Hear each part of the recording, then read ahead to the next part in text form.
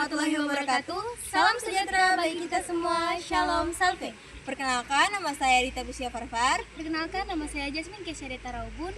Kami berasal dari SMA Negeri 3 Maluku Tenggara. Pada presentasi kali ini, kami akan menjelaskan hasil penelitian kami dengan judul Efektivitas Desain Tempat Sampah dan Poster Edukasi terhadap Pemilahan Sampah Anorganik di Kantin Sekolah serta Pemanfaatan Sampah Plastik menjadi Ecobrik. Ada 5 hal di dalam presentasi ini yang akan kami jelaskan, yaitu latar belakang, pertanyaan penelitian, metode penelitian, hasil penelitian, dan yang terakhir kesimpulan dan saran. Latar belakang yang mendasari penelitian kami adalah tantangan pengelolaan sampah di lingkungan sekolah yang membutuhkan perhatian serius. Salah satu masalah utamanya adalah rendahnya kesadaran siswa dalam memilah sampah, khususnya sampah anorganik yang banyak berasal dari kantin sekolah, seperti botol plastik, gelas, sedotan, bungkus makanan. Jika tidak dipilah, sampah-sampah ini sulit untuk didaur ulang dan berpotensi mencemari lingkungan sekolah. Untuk mengatasi hal tersebut, kami menghadirkan beberapa upaya, yaitu desain tempat sampah yang berlabel dan berwarna, poster edukasi sebagai pengingat visual, serta edukasi secara langsung. Kombinasi media visual dan interaksi tatap muka ini diharapkan dapat meningkatkan kesadaran siswa agar lebih disiplin dalam membuang sampah sesuai dengan kategorinya. Ada 3 rumusan masalah dalam penelitian kali ini. Yang pertama, apakah desain tempat sampah yang berlabel, poster edukasi, serta edukasi secara langsung berpengaruh terhadap peningkatan pemilahan sampah anorganik di kantin sekolah? Yang kedua, bagaimana kesadaran siswa dalam memilah sampah setelah adanya tempat sampah yang berlabel, poster edukasi, dan edukasi secara langsung? Yang ketiga atau yang terakhir, bagaimana pemanfaatan kemasan plastik yang terkumpul dapat diolah menjadi ecobrik?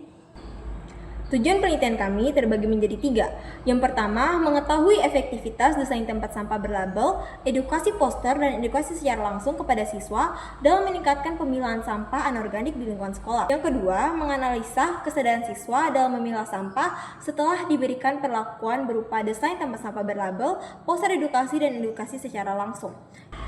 Yang ketiga, menguji pemanfaatan kemasan plastik untuk membuat ecobrik sebagai pengolahan sampah di lingkungan sekolah.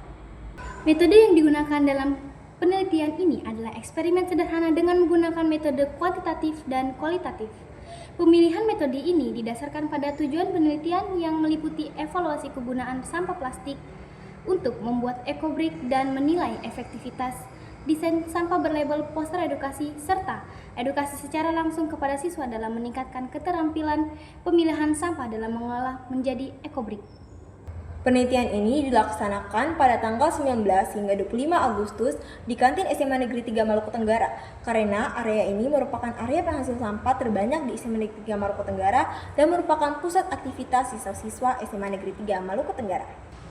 Data yang dikumpulkan dianalisis menggunakan metode kuantitatif dan kualitatif. Ada 3 teknik dalam pengumpulan data penelitian kali ini. Yang pertama yaitu observasi, yang kedua kuesioner, dan yang ketiga atau yang terakhir adalah wawancara. Data penelitian. Berdasarkan tabel jumlah sampah anorganik sebelum dan sesudah perlakuan, terlihat adanya penurunan jumlah sampah yang tidak terpilah dan peningkatan pemilahan yang lebih tepat oleh siswa. Hal ini menunjukkan bahwa penerapan desain tempat sampah berlabel, poster edukasi, serta edukasi secara langsung efektif dalam meningkatkan kesadaran siswa untuk memilah sampah anorganik di lingkungan sekolah. Berdasarkan hasil kuesioner, mayoritas siswa menunjukkan tingkat kesadaran yang tinggi dalam memilah sampah setelah diberikan perlakuan berupa desain tempat sampah berlabel, poster edukasi, dan edukasi secara langsung. Hal ini terlihat dari meningkatnya jumlah siswa yang selalu atau sering membuang sampah sesuai dengan kategorinya, serta berkurangnya siswa yang jarang atau tidak pernah memilah sampah. Dengan demikian, dapat disimpulkan bahwa intervensi yang diberikan efektif dalam meningkatkan kesadaran siswa mengenai pentingnya pemilahan sampah. Hasil penelitian menunjukkan bahwa sampah plastik yang terkumpul dari kantin sekolah dapat dimanfaatkan menjadi ecobrik secara efektif.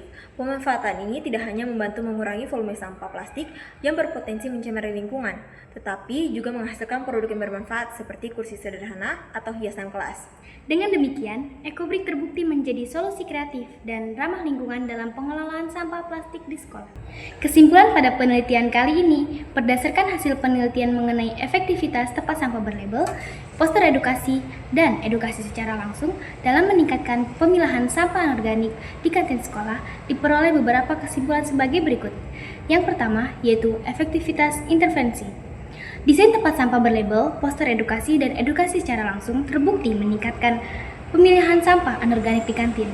Hal ini terlihat dari penurunan jumlah sampah yang salah tempat dan meningkatnya presentase pemilihan yang benar. Yang kedua, tingkat kesadaran siswa. Kesadaran siswa dalam memilah sampah meningkat setelah adanya intervensi. Berdasarkan hasil kuesioner dan wawancara, siswa menjadi lebih aktif dan tahu cara memilah sampah dengan benar. Yang ketiga, pemanfaatan sampah menjadi ekobrik. Sampah plastik yang terkumpul berhasil dimanfaatkan menjadi ekobrik sehingga mengurangi volume sampah di kantin dan memberi nilai tambah dari sampah yang sebelumnya tidak dimanfaatkan. Di dalam penelitian kami terdapat 4 saran. Yang pertama, pengembangan program pemilahan sampah. Sekolah dapat memperluas jenis sampah yang dipilah dan menambahkan tempat sampah untuk kategori lain seperti styrofoam atau logam kecil agar pemilahan lebih optimal.